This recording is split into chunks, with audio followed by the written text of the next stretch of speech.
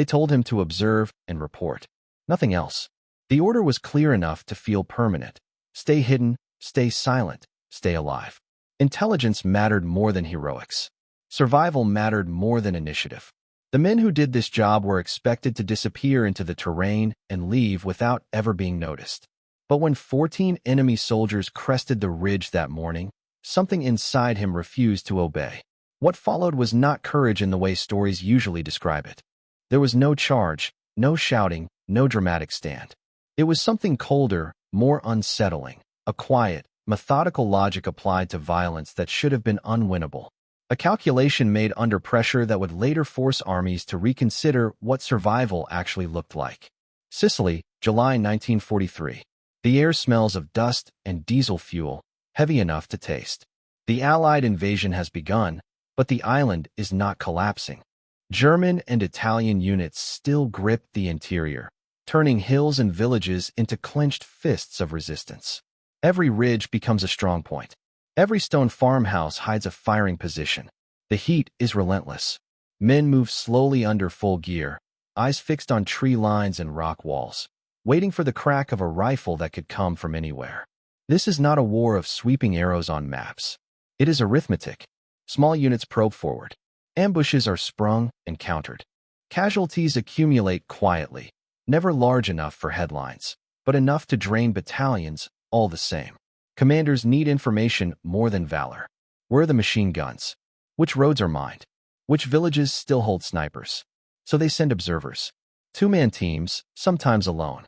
Binoculars. A radio. A rifle. Their mission is patience. Climb high, stay low, watch the approaches, report coordinates, and let artillery or armor solve the problem later.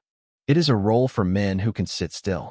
Men who understand that survival often comes from doing nothing at all. Sergeant Audie Murphy draws the assignment on a morning that begins like any other.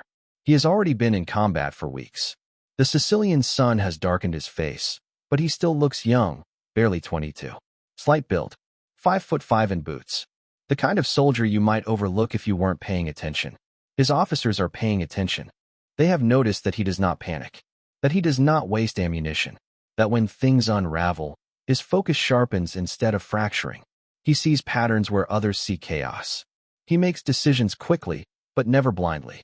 Murphy climbs a ridge overlooking a valley crossroads. The position is strong, clear sight lines, broken stone for cover, elevation over the road below.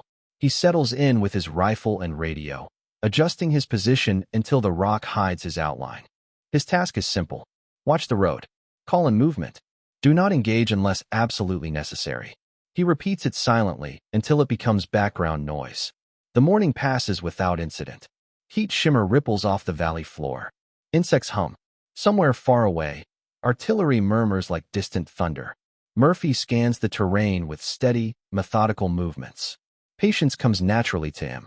He grew up hunting in Texas, spending hours motionless in brush, waiting for deer to step into view. Stillness meant food then. It means survival now. Around midday, the pattern breaks. Not on the road. Behind him, boots scrape against stone.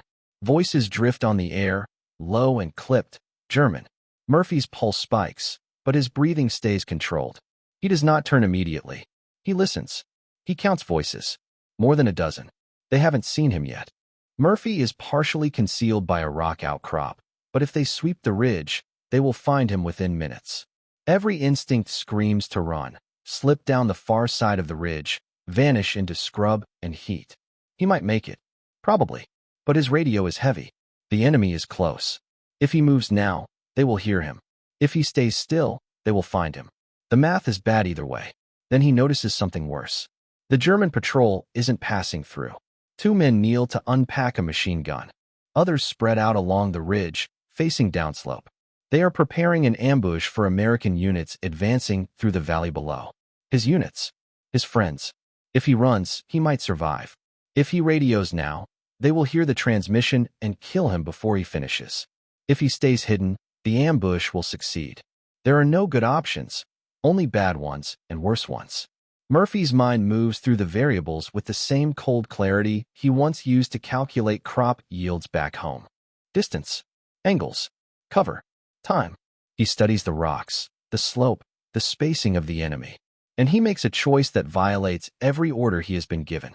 Audie Leon Murphy was born in 1925 in a sharecropper's shack near Kingston, Texas.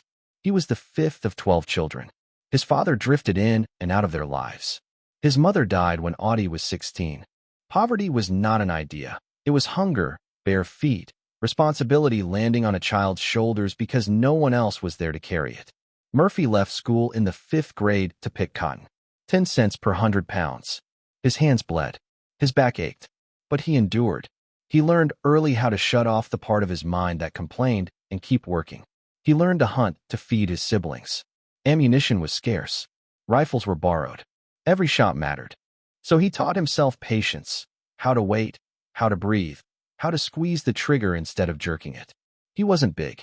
He wasn't loud. But when he focused, everything else disappeared. A teacher once said he had the most serious eyes she'd ever seen on a boy, as if he was already carrying weight meant for someone older. When war came, Murphy tried to enlist. The Marines rejected him, too short. The paratroopers rejected him, too light. The Army accepted him reluctantly. In training, he looked like a child playing soldier until the rifle range. His scores forced sergeants to check targets twice. Marksmanship wasn't luck. It was geometry, breath, discipline. By the time Murphy reached that ridge in Sicily, officers trusted him. Enlisted men followed him, not because he was loud or charismatic, but because he was competent. And in war, competence is kindness. So when he saw the German machine gun teams setting up, his mind didn't go to fear. It went to calculation. 14 men, 1 machine gun, high ground, poor odds, but not impossible.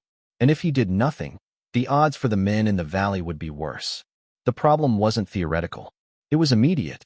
Murphy fired first at the machine gun crew. 1 shot, then another.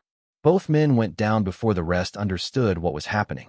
Confusion followed, shouted orders, rifles swinging the wrong way. Murphy moved immediately, firing, shifting position, firing again. He never stayed still long enough to be targeted. The Germans scattered, shooting blindly. Murphy used the ridge like a map, rocks as cover, angles as advantage. He counted rounds as he moved. When they began to regroup and form a flank, he broke it by dropping their NCO. The window stayed open, but barely. Then he saw it, the abandoned MG-42. 20 feet of exposed ground. A lethal sprint. He ran anyway. He reached the gun under fire, swung it around, and opened up. The sound tore the ridge apart. Several Germans fell instantly. The rest broke and ran downslope. Murphy let them go. The ambush was finished. Minutes later, he radioed in, enemy patrol eliminated, ridge secure. When American troops arrived, they found 1 man, 1 captured machine gun, and 11 enemy dead. The fight had lasted less than 10 minutes. Doctrine said he should have withdrawn. Murphy attacked instead and proved that movement, surprise, and initiative could outweigh numbers. The Medal of Honor did not come from Sicily. That would come later, in January 1945, near Holtzwihr, France. Murphy alone on a burning tank destroyer, holding off an entire German company until reinforcements arrived. Different ground, same logic. He never called it heroism. He said heroes were the men who didn't come home. He was just someone who survived. But survival wasn't luck. It was discipline, training, a mind that turned fear into geometry. The fight on the Sicilian ridge didn't change the war by itself. No single skirmish does. But its lessons traveled. Training quietly shifted. Small unit leaders emphasized movement, initiative, and controlled aggression. Being outnumbered was no longer treated as automatic defeat.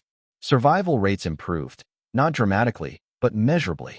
A few more squads held ground long enough to live. After the war, Murphy struggled. Sleep was fractured. Loud noises became threats.